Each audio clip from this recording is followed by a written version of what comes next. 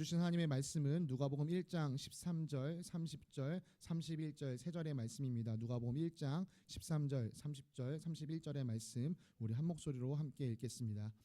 천사가 그에게 말하였다. 사가랴야, 두려워하지 말아라. 내 간구를 주님께서 들어주셨다. 내 아내 엘리사벳이 너에게 아들을 낳아 줄 것이니 그 이름을 요한이라고 하여라. 천사가 마리아에게 말하였다. 두려워하지 말아라 마리아야. 그대는 하나님의 은혜를 입었다. 보아라, 그대가 잉타하여 아들을 낳을 터이니 그의 이름을 예수라고 하여라. 아멘. 자리에 앉으시겠습니다. 샬롬. 주님의 평강이 사랑하는 성도님들의 삶에 가득하시기를 간절히 기도합니다. 올겨울 가장 추웠던 한 주를 지난주에 보낸 것 같습니다. 이게 대한민국의 겨울의 매서운 맛이지 싶을 정도로 너무 추웠던 한 주였던 것 같습니다. 이렇게 추운 한 주 동안 우리 사랑하는 친구들과 함께 다음 세대 특별 새벽기도의 아침을 열었는데요. 참 지난 한 주간 우리 친구들이 열심히 아침을 잘 깨워줬었습니다. 우리 친구들이 이제 3월부터 새롭게 새 학년 시작하고 새 학기를 시작하게 될 텐데 우리 친구들이 잘 시작할 수 있도록 여러분 계속해서 격려해 주시면 감사하겠습니다. 우리 한번 모습을 보겠습니다. 우리 친구들 이제 기도하고 있는 모습이죠. 우리 선우가 옆모습만 이렇게 나오긴 했지만 이렇게 열심히 같이 기도하고 있는 모습이고요. 어제 우리 혜미 목녀님께서 단톡방에 남겨주신 것처럼 우리 친구들이 또 함께 모였습니다. 그래서 함께 모여서 현장에서 예배를 드리고 또 우리 유진 목자가 우리 친구들 한 주 동안 정말 수고했다고 선물을 또 준비해 준 거예요. 제가 이걸 보고 목자는 목자구나. 목자는 목자다. 진짜 이렇게 이걸 숨겨오는 모습을 보고 심지어 목사님 수고하셨다고 저한테 홈런볼까지 챙겨줘가지고 제가 이거 말하면 안 되는데 어제 2개를 먹어버렸습니다. 네, 아무튼 그렇게 됐고요. 네, 우리 친구들과 함께 식사하고 돌아오는 길에 이렇게 뒷모습을 찍어주셨는데 참 아름다운 공동체의 모습이죠. 서로가 서로를 품어주면서 또 따뜻하게 돌아오는 이 모습을 보면서 참 정말 교회 공동체가 이런 공동체가 되면 좋겠다라는 생각을 했습니다. 이제 또 우리 교회에요. 또 축하할 일이 생깁니다. 아까 광고에 말씀드린 것처럼 다가오는 금요일 날 우리 은혜자매가 출산을 앞두고 있습니다. 태명은 찬양이라는 태명을 가지고 있었고요. 99.99% 변하지 않는다면 아마 하율이라는 이름을 갖게 될 예정인데요. 주님께서 이 출산의 모든 과정과 또 회복 과정에 함께해 주시기를 간절히 기도합니다. 또한 태어날 아이가 이 태명처럼 주님을 찬양하며 살아가는 아이, 또 하나님의 법도를 이 세상 가운데 아름답게 세워가는 아이가 되기를 함께 기도합니다. 또 예배 끝나고 여러분들 함께 축복해 주시고 기도해 주시면 감사하겠습니다. 참 하나님의 일하심이 오묘하다라고 느꼈던 것이요. 지난 한 주간 우리가 살폈던 이 누가복음 말씀이 공교롭게도 계속 출생에 관한 이야기가 나왔었어요. 무려 그것도 2명의 아기가 태어나는 이야기였습니다. 오늘은 이 하나님의 능력 안에서 일어난 이 기적적인 두 탄생을 살펴보도록 하겠습니다. 먼저 첫 번째 이야기는요, 침례 요한의 탄생 이야기입니다.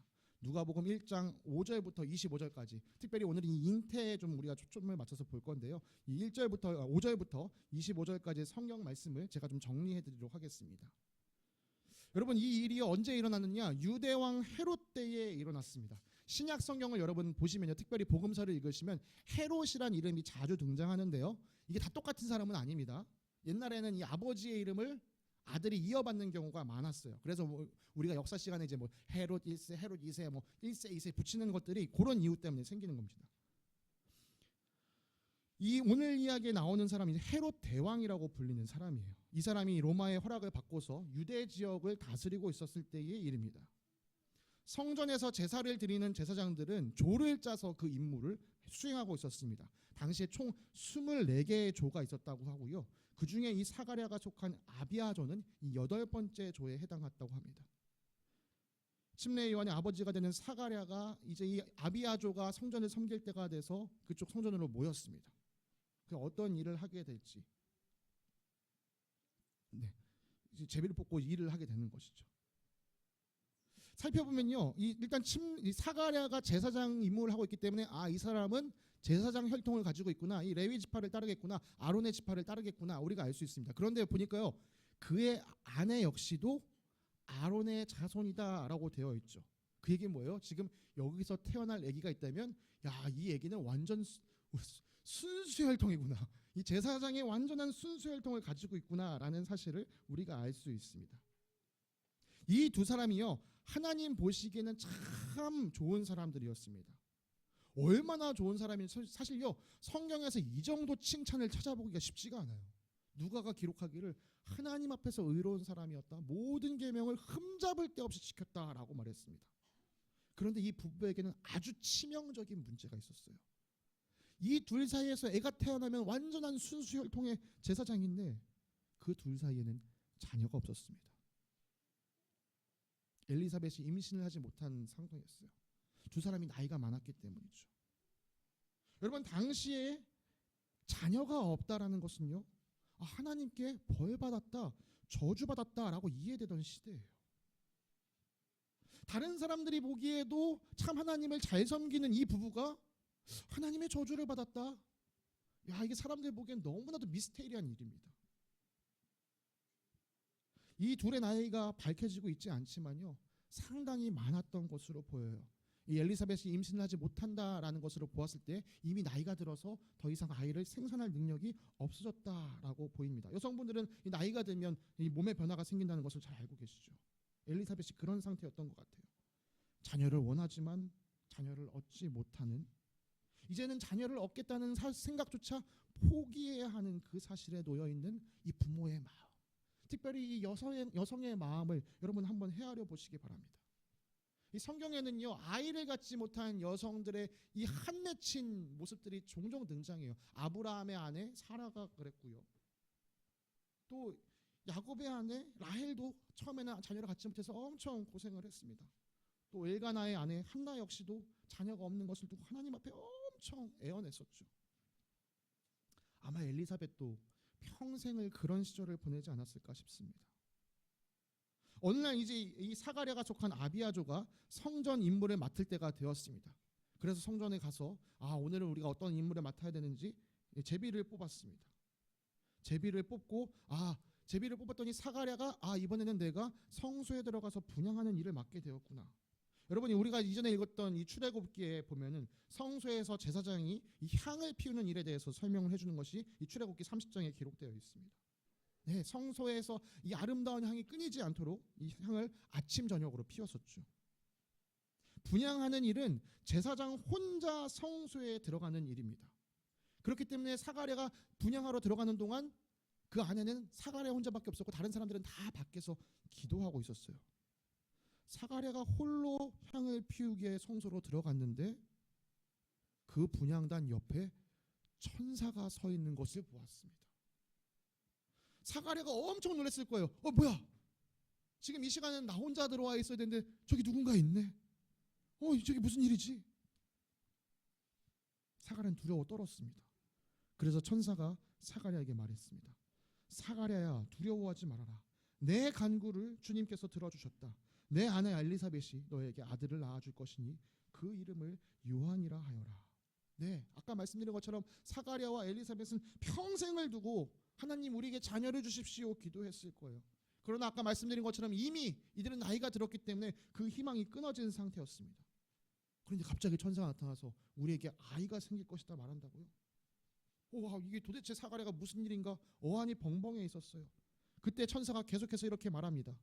그 아들은 내게 기쁨과 즐거움이 되고 많은 사람이 그의 출생을 기뻐할 것이다. 그렇죠. 만약 아들이 태어난다면 사가랴에게 얼마나 큰 기쁨이 되겠습니까? 그렇게 기다리던 아들인데 얼마나 기쁘겠어요. 그런데 나한테 기쁨이 되면 됐지 많은 사람에게 기쁨이 된다?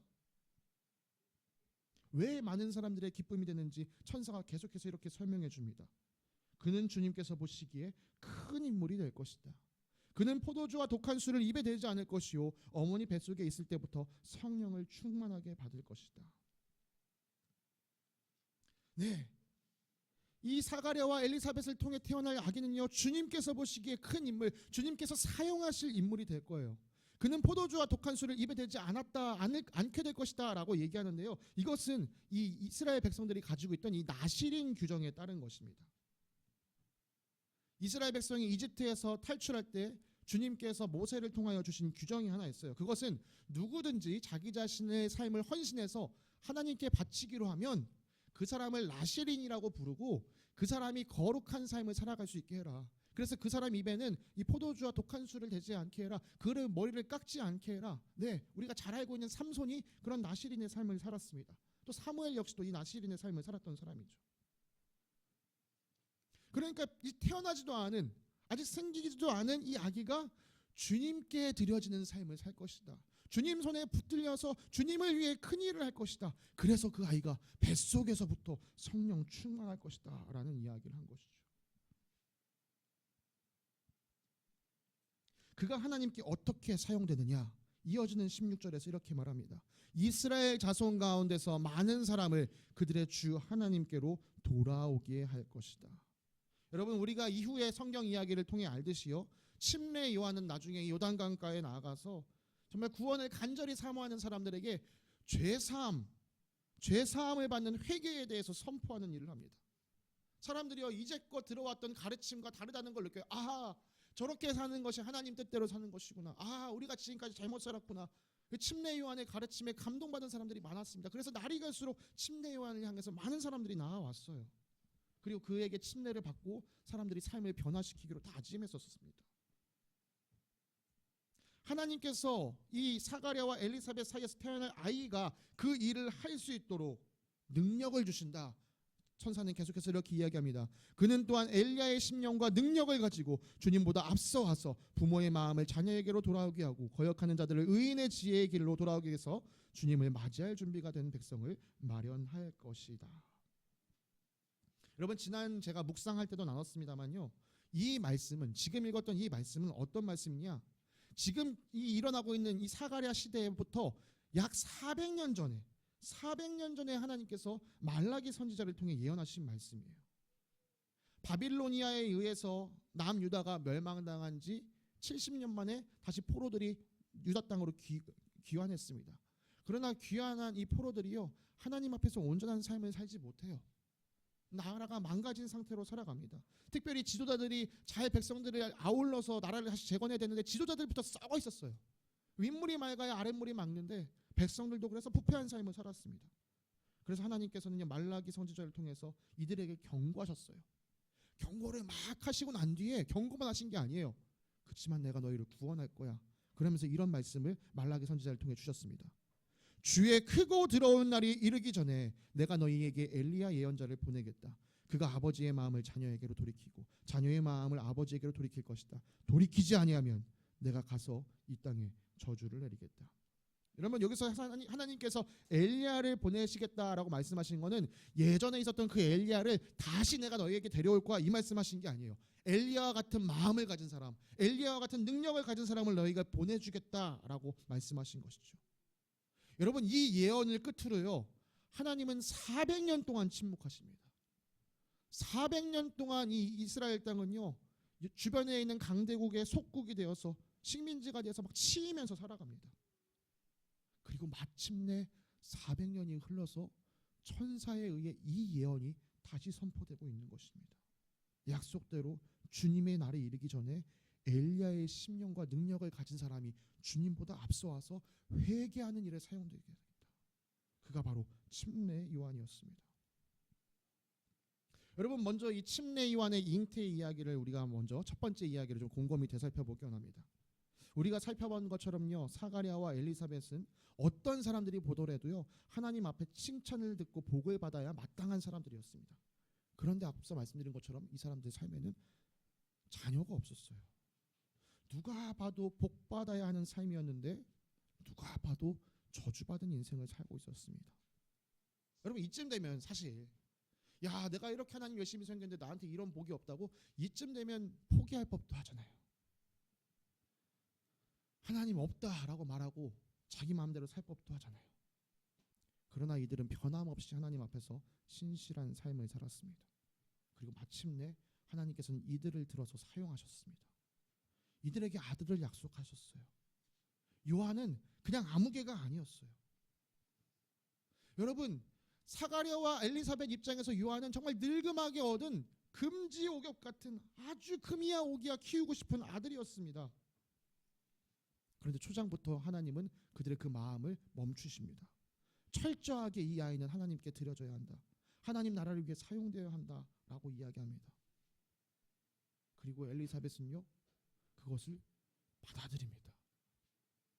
내 마음이 사실은 이 아들을 내놓고 싶지 않을 건데도 불구하고 하나님의 뜻을 온전히 받아들입니다.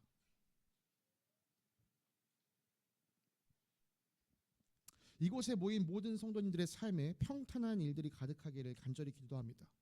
그러나 우리 인생은 우리가 기대하는 것만큼 평탄하지는 않을 것입니다.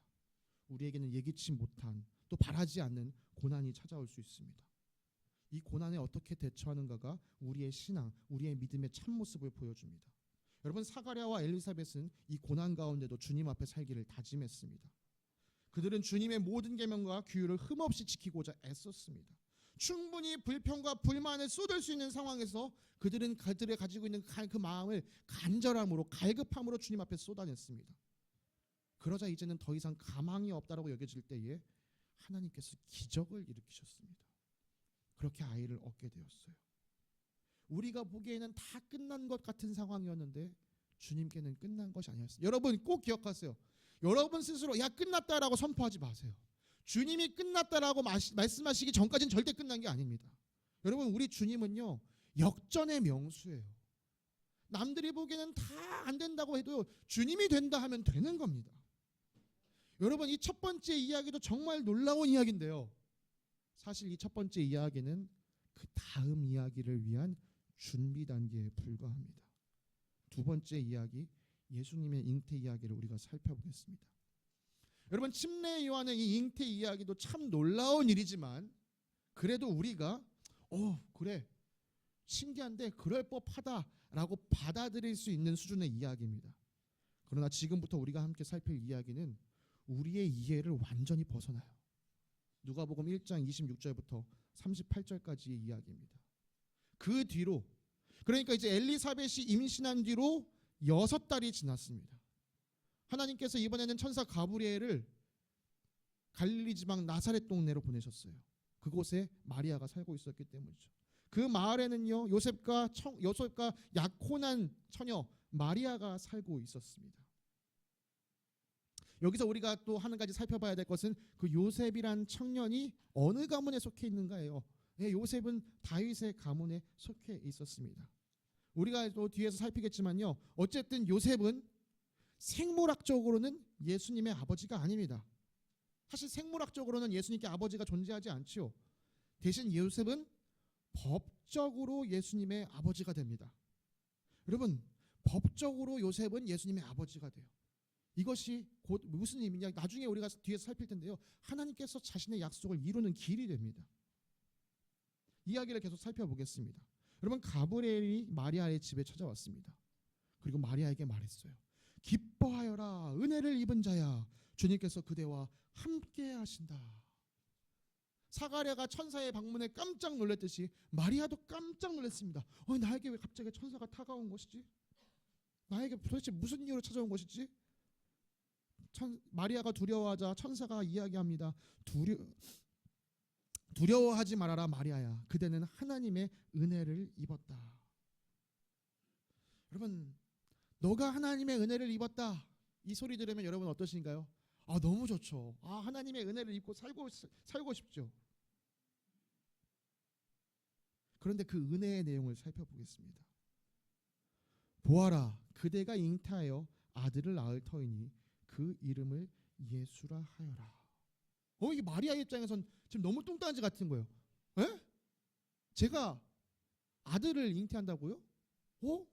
난 아직 남자랑 함께 잠자리를 가진 적도 없는데 내가 어떻게 아기를 갖는다는 거죠? 여러분, 아이를 가지고 싶었던 엘리사벳 입장에서는 아이가 생긴다 얘기 들으면 와, 은혜구나 싶겠죠. 그런데 지금 남자를 알지도 못하는 마리아 입장에서 너에게 아들이 생길 거야, 이건 너무 황당한 이야기입니다. 그런데 그 천사는 아들이 생길 거야 라고 말하는 것에서 그치지 않고요, 그 아들의 이름까지도 지어줍니다. 그의 이름을 예수라고 하여라. 예수. 우리 한글로는 예수라고 하지만 또 현지의 그 언어를 사용하자면 예슈아라고 표현하는 것이 나을지도 모르겠습니다. 예슈아. 여러분요, 이 이름은요 사실 우리가 잘 알고 있는 여호수아와 같은 이름이에요. 여호수아, 예슈아, 여호수아, 예슈아 비슷하죠. 여호수아는 우리 이 구약 성경에 나오는 모세의 뒤를 잇는 지도자입니다. 원래 여호수아의 이름은 호세아였어요. 그런데 모세가 호세아의 이름을 여호수아라고 바꿨습니다.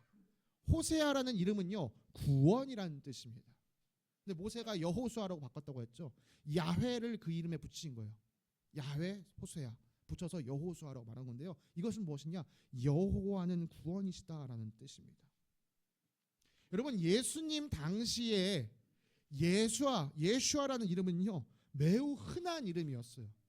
제 또래들 이름 중에 준호가 많은 것처럼 그 시대 사람들 이름 중에는요, 예수아가 엄청 많았습니다. 사람들의 갈망이 있었기 때문이죠. 계속되는 이 외세의 지배 아래 우리가 언제 벗어나게 될까? 오, 여호와께서 우리를 구원해 주셨으면 좋겠다. 그런 갈망을 가지고 아들의 이름을 예수아라고 지었던 거예요. 아주 흔한 이름이었습니다. 그러나 마리아를 통해 태어날 예수는 달랐습니다. 그 이름은 결코 같은 이름이 아니었어요. 이 이름은 하나님께서 직접 붙여주신 이름. 이제 내가 이 이름대로 너희를 구원하겠다라는 것을 보여주신 이름이었습니다. 천사는 이 평범한 이름을 지어준 다음에 아기가 절대 평범하지 않다는 사실을 이렇게 알려줍니다. 그 아기는 위대하게 되고 더없이 높으신 분의 아들이라고 불리게 될 것이다. 주 하나님께서 그에게 그의 조상 다윗의 왕위를 주실 것이다. 그는 영원히 야곱의 집을 다스리고 그의 나라는 무궁할 것이며 그의 나라는 무궁할 것이다. 여러분, 이 이야기는 엄청난 이야기죠. 더없이 높은 분의 아들이라고 불릴 것이다 라고 이야기하는데요, 여기서 더없이 높으신 분은 하나님을 의미하는 것입니다.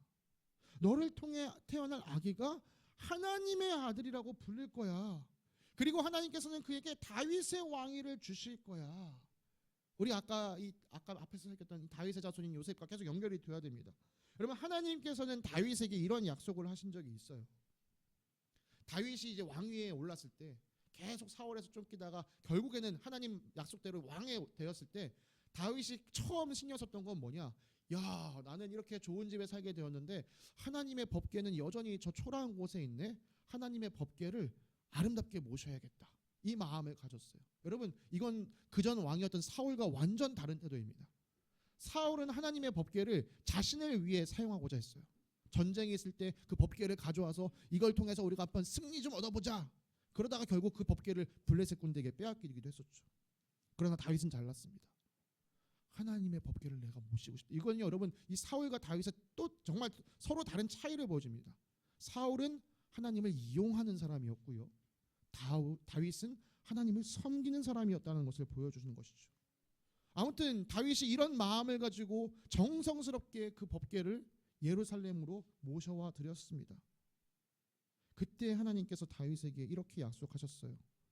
내가 사울에게서 나의 총애를 거두어 나의 앞에서 물러가게 하였지만 너의 자손에게는 총애를 거두지 아니하겠다. 내 집과 내 나라가 내 앞에서 영원히 이어갈 것이며 내 왕위가 영원히 튼튼하게 있을 것이다. 네, 하나님은요, 다윗의 왕위가 영원히 설 것이다 라고 하셨어요. 그런데 여러분, 다시 한번 생각해 보세요. 역사적으로 정말 그랬나요? 다윗의 왕조가 영원했나요? 아니요, 망했습니다. 아까 말씀드린 것처럼 다윗의 후손이 다스렸던 남유다가 바빌로니아에서 멸망당했어요. 그 뒤로는 다윗의 자손이 왕위를 세우지 못했습니다. 그럼 이 하나님의 약속은 어떻게 된 것이죠? 네, 하나님은 이 약속을 이루기 위해서 다윗의 자손 요셉을 예수 그리스도의 법적인 아버지로 세우시고 그 가운데 그가 다스리실 영원한 나라를 세우겠다라고 말씀하신 것이죠. 이 땅에 세워졌던 다윗의 나라는 망하겠지만 다윗의 가문을 통해서 태어나게 될 이 아기가 다스리게 될 나라, 그 영원한 하늘나라는 결코 무너지지 않는다라는 것을 주님께서 말씀하고 계신 것입니다. 여러분, 너무 놀라운 이야기예요. 와, 나에게서 태어난 아기가 이런 놀라운 대접을 받게 된다고? 그러나 여전히 마리아의 머릿속에 떠나지 않는 의문점이 있습니다. 내가 남자를 알지 못하는데 어떻게 이런 일이 생긴다는 겁니까? 아니, 내가 남자와 관계를 갖지 않았는데 어떻게 이런 일이 생깁니까? 천사가 이렇게 이야기합니다. 성령이 그대에게 임하시고 더없이 높으신 분의 능력이 그대를 감싸줄 것이다. 그러므로 태어날 아기는 거룩한 분이요 하나님의 아들이라고 불릴 것이다. 그리고 이어서 마리아에게 이 한 가지 사례를 덧붙여 이야기해 줍니다. 보아라, 그대의 친척 엘리사벳도 늙어서 임신하였다. 임신하지 못하는 여자라 불리던 그가 임신한 지 벌써 6달이 되었다. 하나님께는 불가능한 일이 없다. 마리아가 이 일을 듣고 생각합니다. 아, 그렇지. 하나님께는 불가능함이 없지. 그리고 이렇게 고백합니다. 보십시오. 나는 주님의 여종입니다.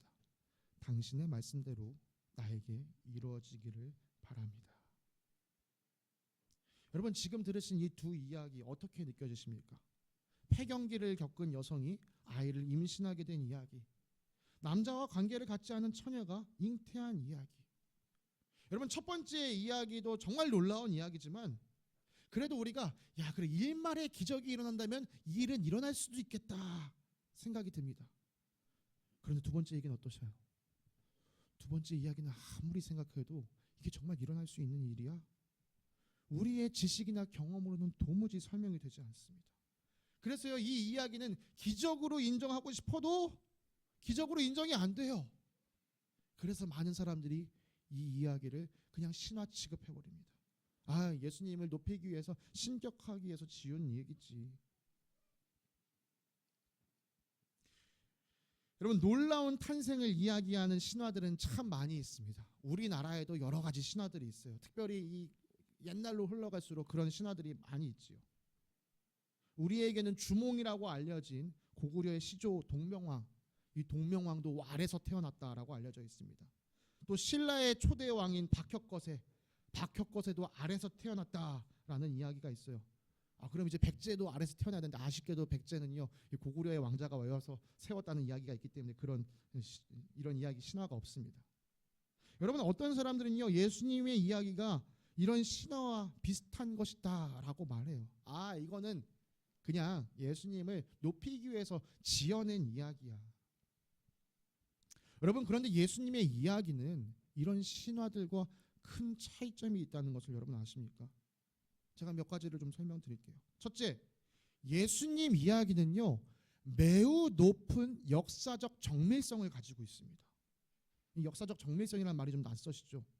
여러분, 주몽 이야기, 이 동명왕 이야기나 박혁거세의 이야기는요, 그들이 태어난 후로부터 1000년이라는 시간이 흘러서 나중에 기록된 이야기예요.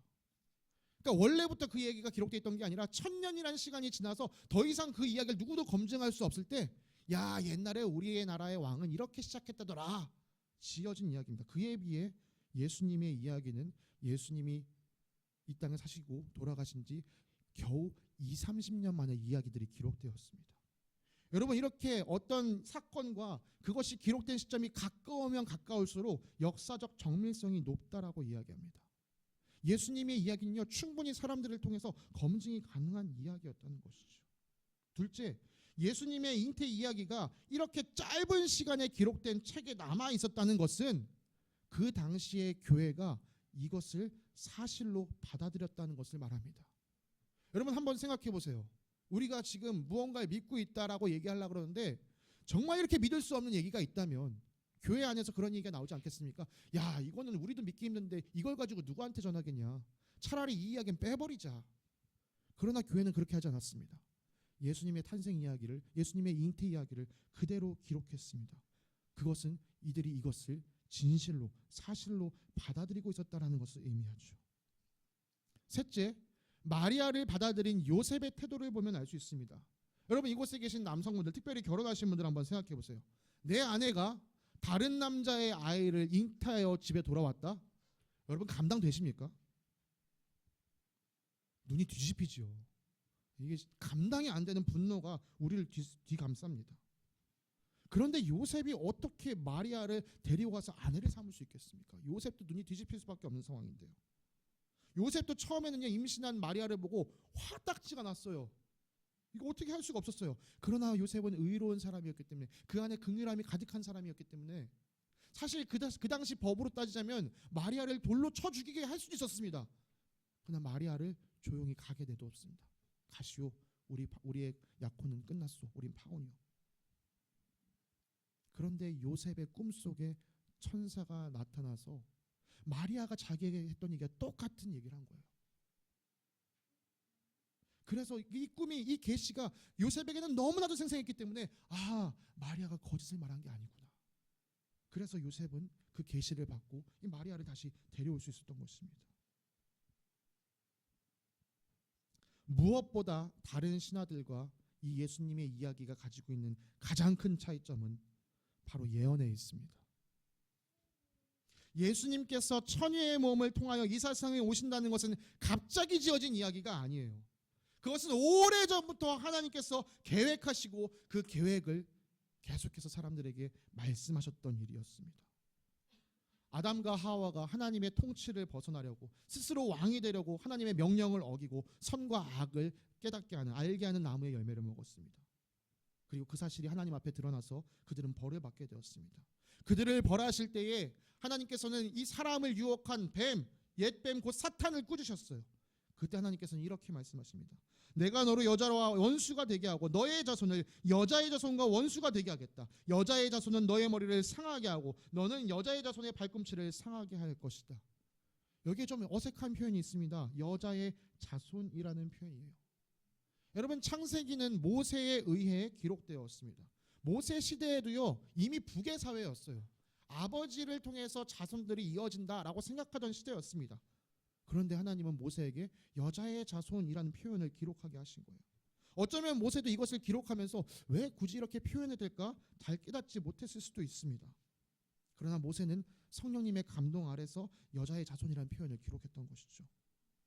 예수님의 이야기를 알게 된 후에 많은 사람들은요, 모세를 통하여 기록된 이 이야기가 하나님께서 처음으로 자신이 이루실 일에 대해서 우리에게 예언하신 것이다 라고 말합니다. 그래서 이것을 우리는요, 원시 복음이라고 불러요. 그리고 처녀를 통해 이 땅에 구원자를 보내실 것에 대한 구체적인 진술이 예수님이 태어나기 전 700년 전에 이사야 선지자를 통해서 이렇게 선포됩니다.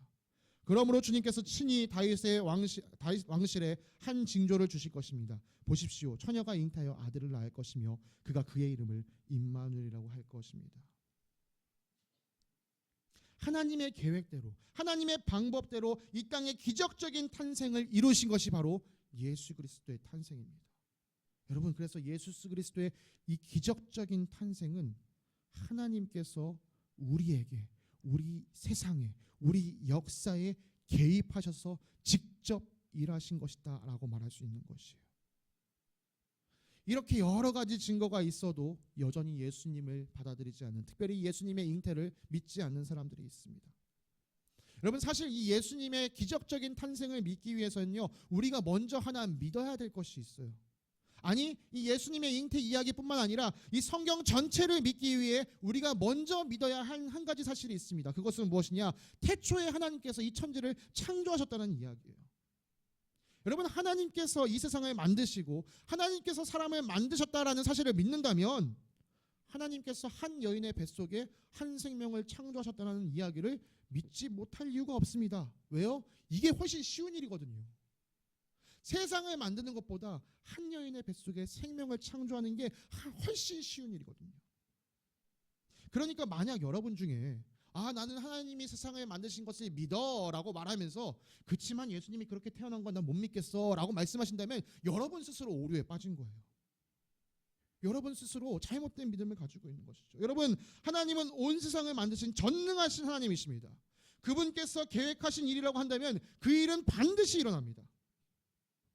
그래서 하나님은 창세기에서부터 내가 너희를 어떻게 구원할 거야 라는 것을 넌지시 말씀하셨다가 그 시간이 다가오면서 우리에게 좀 더 구체적으로 알려주신 거예요. 오늘 우리는 이 두 가지의 기적적인 탄생 이야기를 살폈습니다. 우리는 이 기적적인 탄생을 위해 주님께 쓰임받은 두 여성을 살펴보았어요. 한 사람은 다른 사람이 보기에도 저주받은 인생을 살고 있으면서도 하나님 앞에서 흠잡을 곳 없이 신실하게 살았습니다. 한 사람은 자신에게 천사의 말이 일어난다고 한다면 내가 죽어야 된다는 것을 각오하고 그 각오 안에 순종하는 사람이었습니다. 성도인 우리라면 마땅히 이 여인들의 놀라운 삶을 본받아야 할 것이에요. 그러나 이들의 삶보다 더 우리가 주목해야 할 것이 있습니다. 이 기적을 일으키시는 하나님의 열심입니다. 여러분, 엘리사벳이 아무리 신실하였어도, 마리아가 아무리 순종적이었어도 하나님께서 일하고자 하지 않으셨더라면 이 기적은 일어나지 않았을 거예요. 아무 일도 없었을 것입니다. 하나님께서 열정적으로 일하셨기 때문에 이 세상 가운데, 이들 삶 가운데 이 기적이 일어난 것입니다.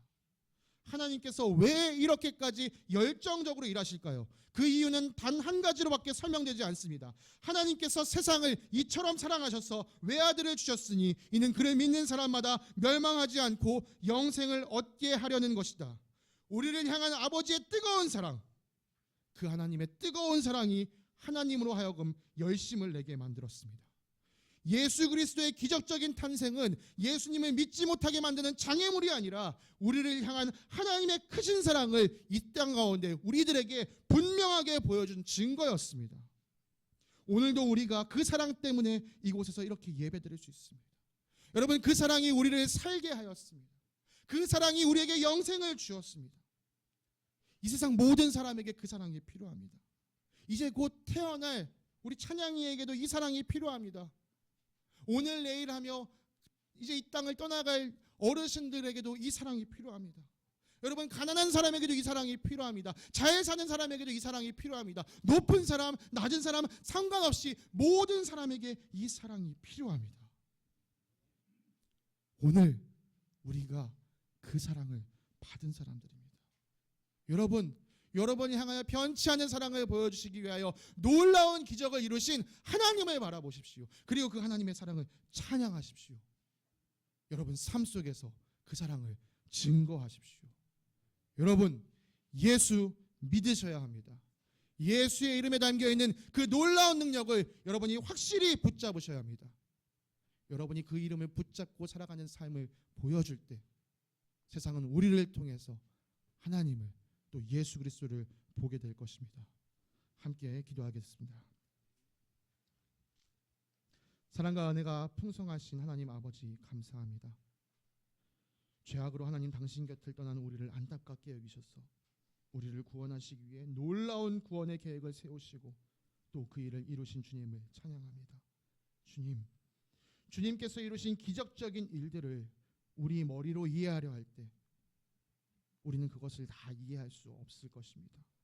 그러나 전능하신 주님께서 우리를 향한 크신 사랑 때문에 이 일을 이루셨다는 것을 우리의 가슴으로 받아들일 때 다 이해할 수 없지만 그 사랑을 믿게 될 줄 믿습니다. 주님, 우리의 마음 문을 열어 주님의 사랑을 받아들이게 하여 주시옵소서. 그 놀라운 사랑을 받아들여 주님이 베푸시는 그 구원의 기쁨을 누리는 저희들 되게 하여 주시고 또한 이 구원의 기쁨을 이 세상 가운데 전하는 저희들 되게 하여 주시옵소서. 우리에게 이 놀라운 일을 이루어주실 줄 믿고 감사드리며 거룩하신 우리 주 예수 그리스도의 이름으로 기도드립니다. 아멘.